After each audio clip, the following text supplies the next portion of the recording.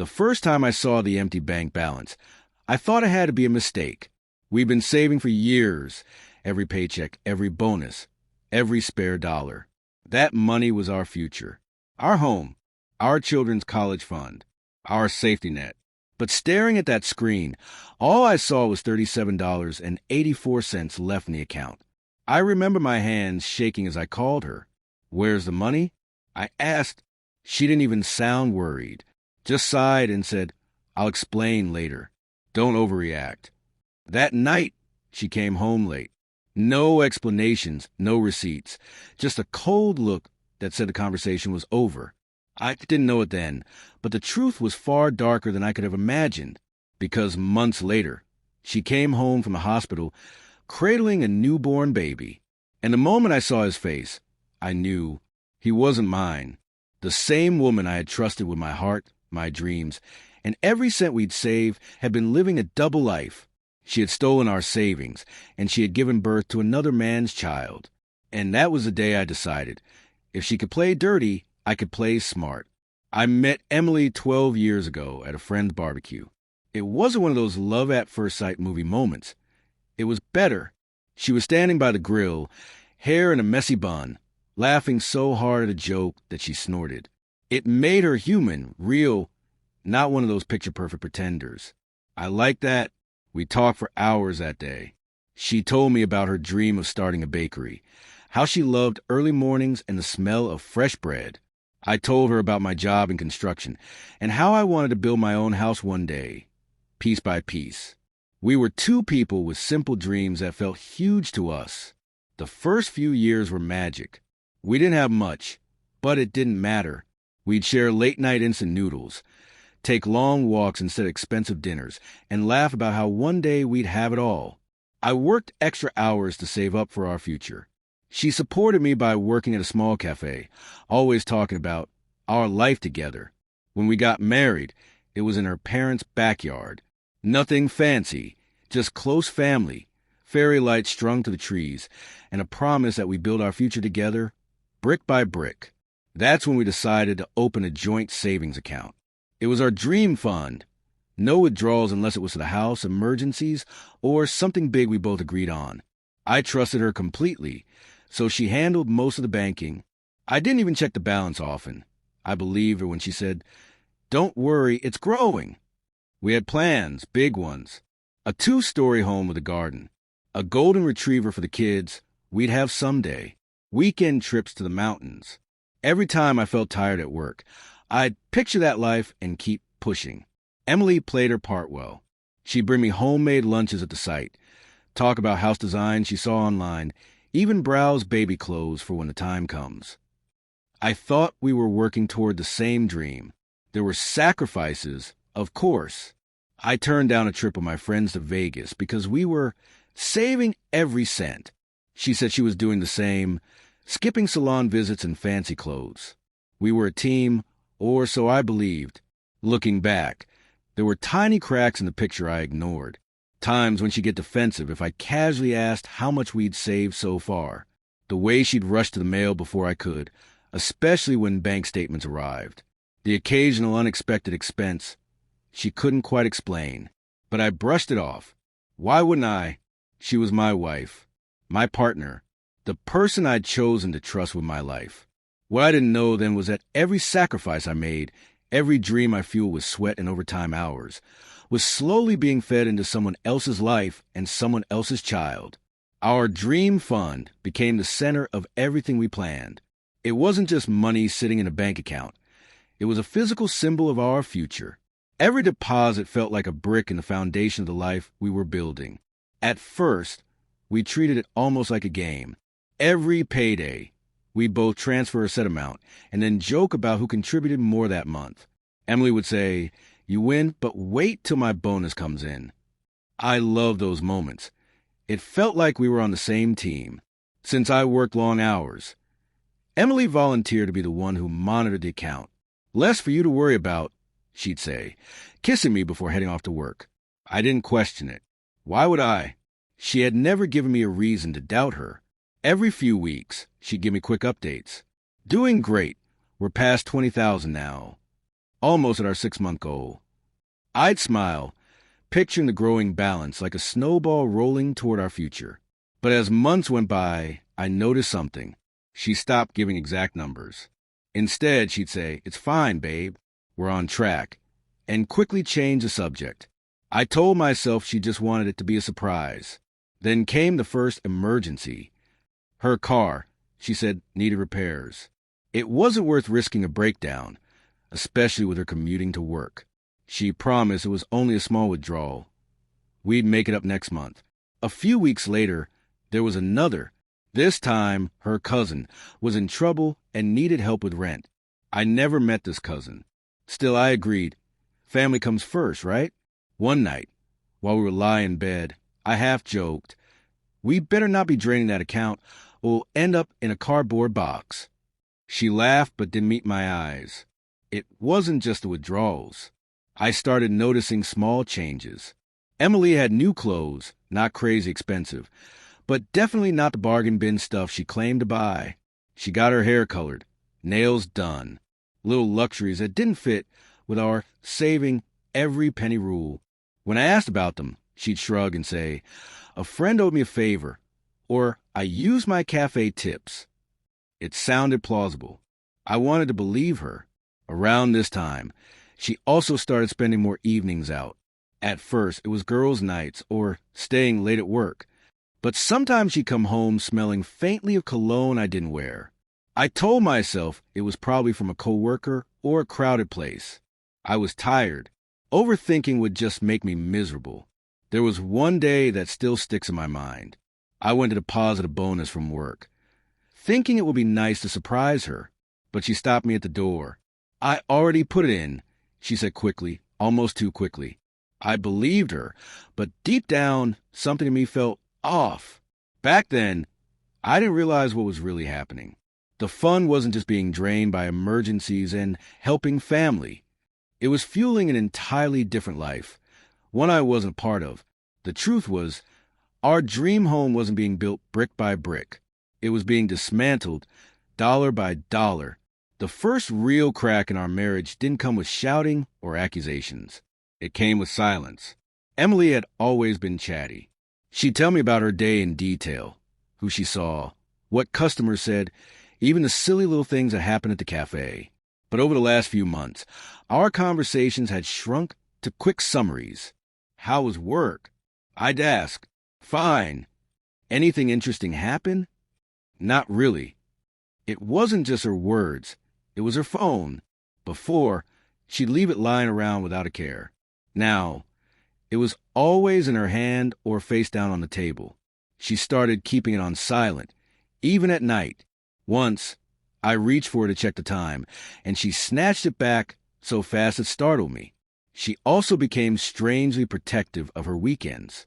There were more girls' trips and family visits I wasn't invited to.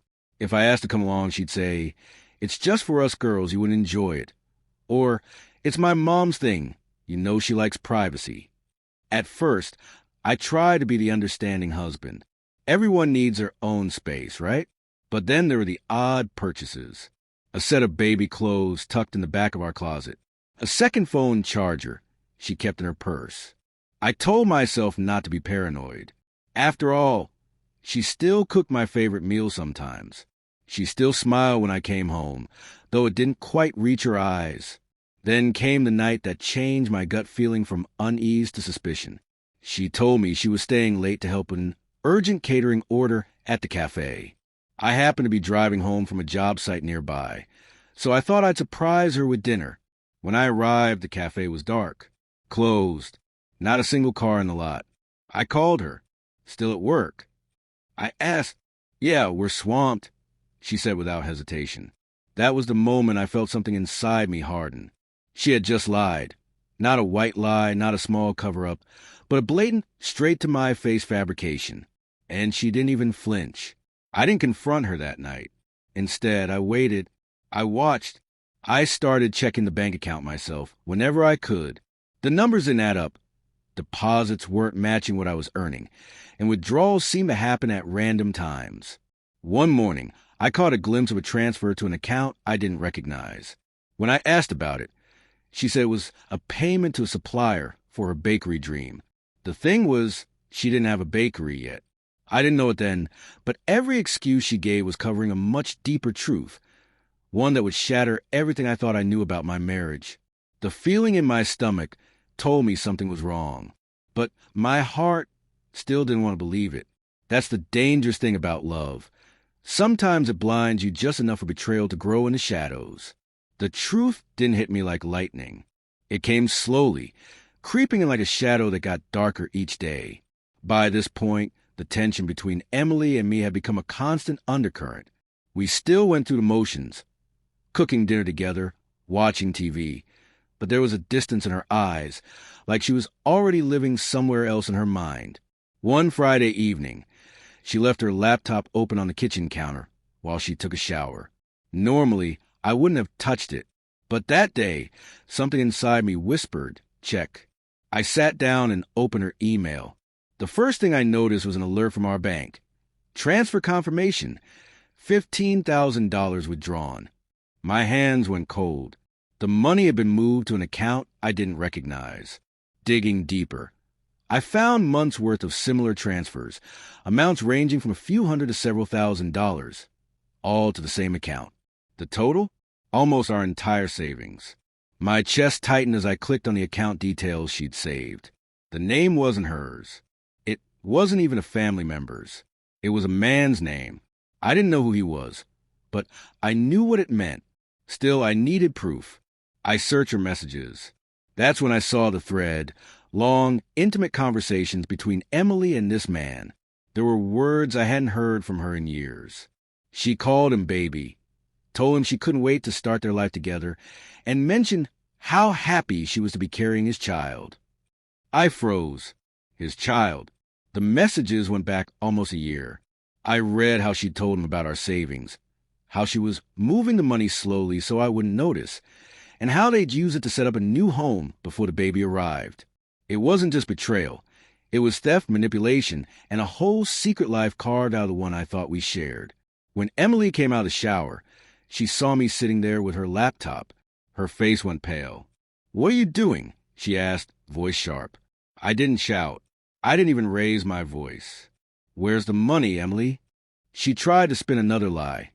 Said she'd loaned it to a friend, that she was going to pay it back. But when I mentioned the man's name, her lips pressed into a thin line. The way her eyes shifted told me everything. Finally, she sighed and said the words that burned themselves into my memory. "I don't owe you anything."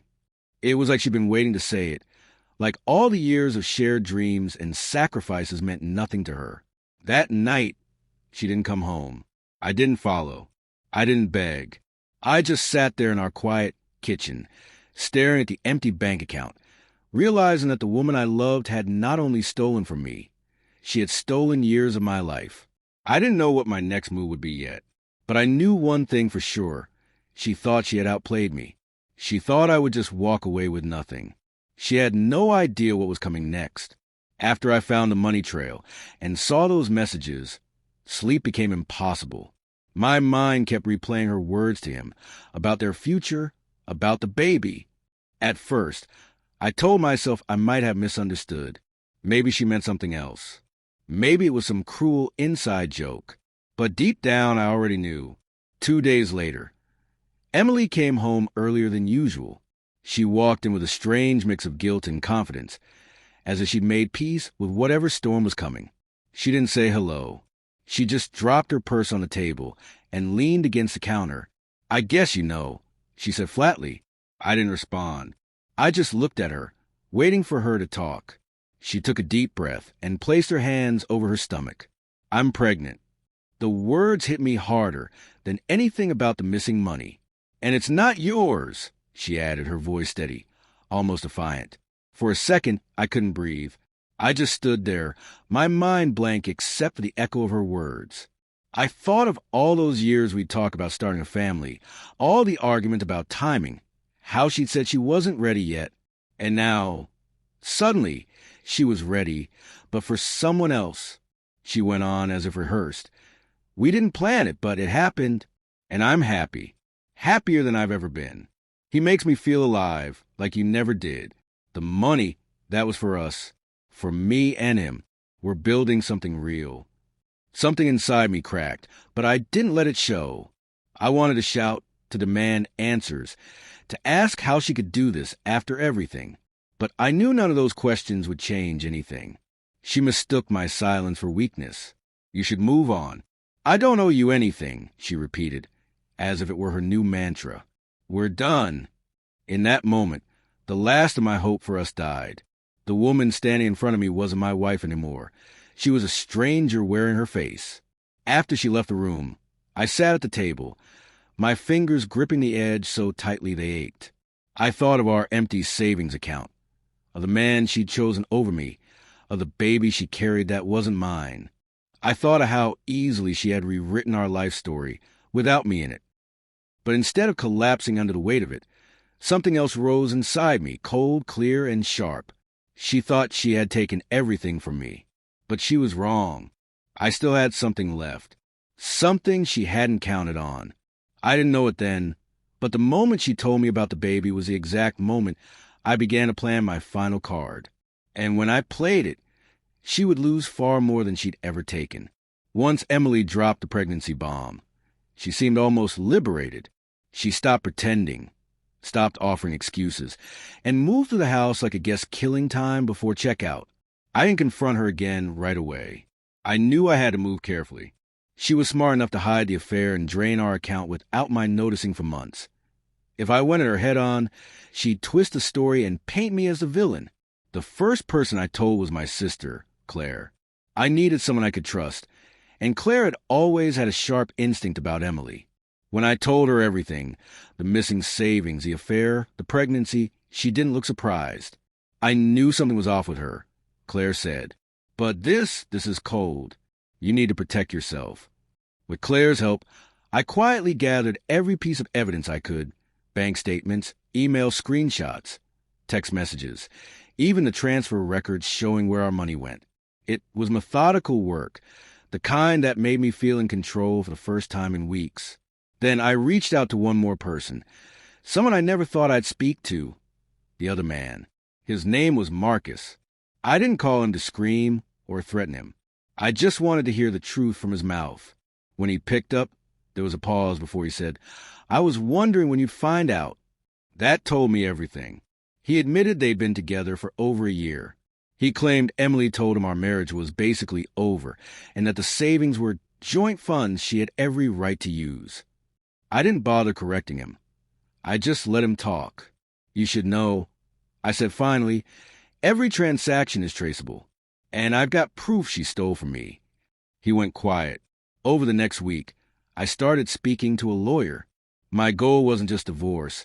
It was to make sure Emily didn't walk away with anything else that was mine. The lawyer's advice was clear. Don't tip your hand until we're ready. Let her think you're still processing. We'll make our move all at once. Meanwhile, Emily kept living like she was untouchable. She took phone calls in the other room, went out late without explanation, and started moving some of her clothes into suitcases. I guess she was preparing to leave for good, but then came the day the truth spilled beyond our walls. It started when my parents invited us to dinner. Emily tried to decline, but I insisted. I wanted her there when I laid everything out in front of them. Halfway through the meal, I set my phone on the table and opened the folder of evidence. I think you all should know why Emily and I won't be together much longer, I said calmly. I watched her freeze as I slid the bank statements across the table, followed by screenshots of her messages to Marcus. My mother gasped. My father's face hardened. And then I dropped the final piece. She's pregnant. The child isn't mine. Emily's fork clattered onto her plate. You can't just, she began, but I cut her off. I can, and I will, because the truth matters. The room went silent. My parents didn't say a word to her for the rest of the night. When we left, she stormed ahead to the car, her face red with fury. How dare you humiliate me like that? She hissed once we were inside. I didn't answer. I didn't need to. The damage was done. The image she'd worked so hard to maintain with my family was shattered. She had exposed herself to me long ago. Now, everyone else knew exactly who she was. And soon, She'd know what it felt like to lose everything. By the time the night of the confrontation came, I wasn't nervous anymore. The anger had cooled into something sharper, a kind of clarity that made every word I planned to say feel measured and precise. Emily had been staying out later and later, probably with Marcus.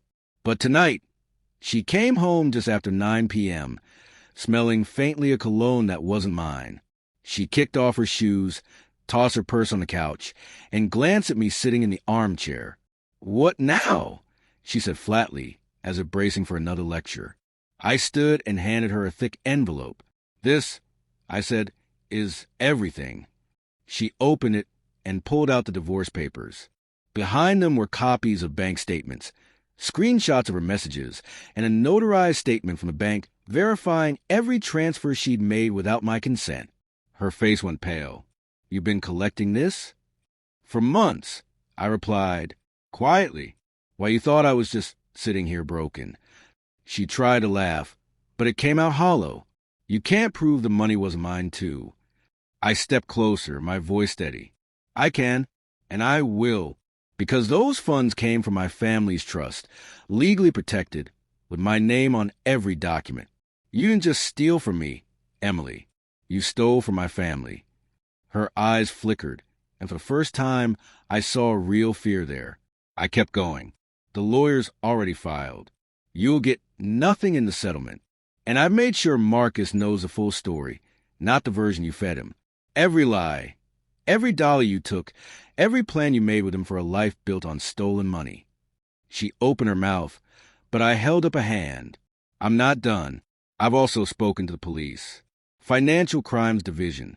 They're very interested in your withdrawals. If they decide to move forward, it won't be me you're answering to." Her hands trembled as she set the papers down. "Why are you doing this?" she whispered. I stared at her for a long moment. "Because you played with my life, my trust, and my future. And you thought you'd walk away laughing. This is me making sure you don't." The room was silent, except for the ticking of the clock on the wall. She sank onto the couch, clutching her stomach as if that would shield her from the reality closing in around her. I turned toward the door. "You'll be hearing from my lawyer in the morning. I suggest you answer." As I walked out, I felt no guilt, no regret, only the weight of months of betrayal finally lifting. The game she started was over, and I had played my final card. The confrontation had shaken her, but I knew fear alone wouldn't keep her from trying to salvage her plan. Emily was a survivor, the kind who'd twist any story and use anyone to land on her feet. That's why the real blow had to come after she thought the worst was over.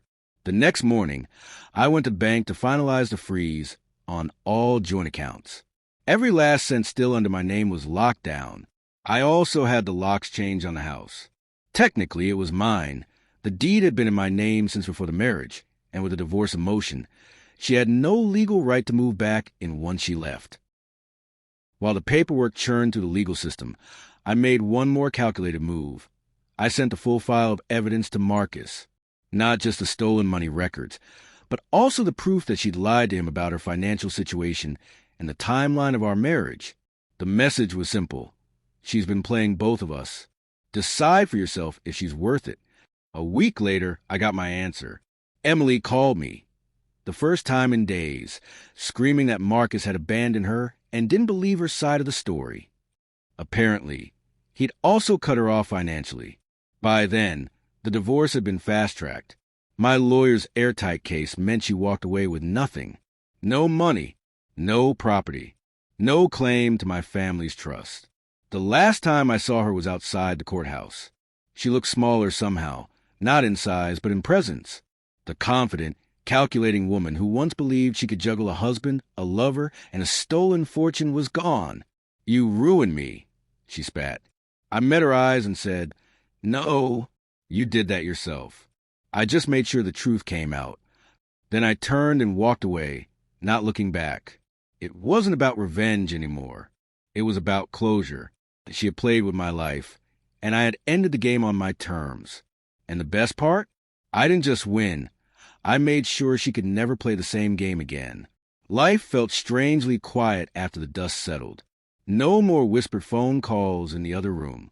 No more late nights wondering if she was coming home. No more second guessing my own worth. For weeks, I kept expecting some last trick, a letter from her lawyer, a sudden claim against my assets, some desperate attempt to claw her way back. But nothing came. Emily faded from my life like a bad dream. Word got around that she'd left town, moving in with a cousin in another state. I didn't ask for details. I didn't care. She was someone else's problem now. The house felt different without her. Lighter, warmer. At first, it was just me rattling around in too much space. But over time, it became a sanctuary. I repaired the things she'd neglected, repainted the walls, donated the furniture she'd picked out, and replaced it with pieces that felt like me. I also rebuilt my finances. Slowly, carefully, I watched my savings grow again, this time protected by safeguards I should have put in place years earlier. The lesson was expensive, but it stuck. Trust is valuable, but blind trust can be deadly. Sometimes people ask if I regret not working it out. They don't understand that you can't fix a relationship built on lies. Love can survive hardship. It can survive mistakes, but it cannot survive deliberate betrayal. I think back to the day I saw her with that baby, the baby that wasn't mine, and I realized that moment broke something permanent, not just between us, but in me. It made me see that some people don't care how much they destroy to get what they want. And once you see that clearly, you can never unseen it. If I'm honest, I didn't just take my final card out of revenge. I did it to reclaim my own life, to make sure her choices didn't define my future. Now, when I lock my door at night, I know everything inside is truly mine, not just the furniture or the bank account, but my peace, my freedom, my sense of self. She stole my money and my trust, but in the end, I took back everything that mattered. And that's a game she'll never win again.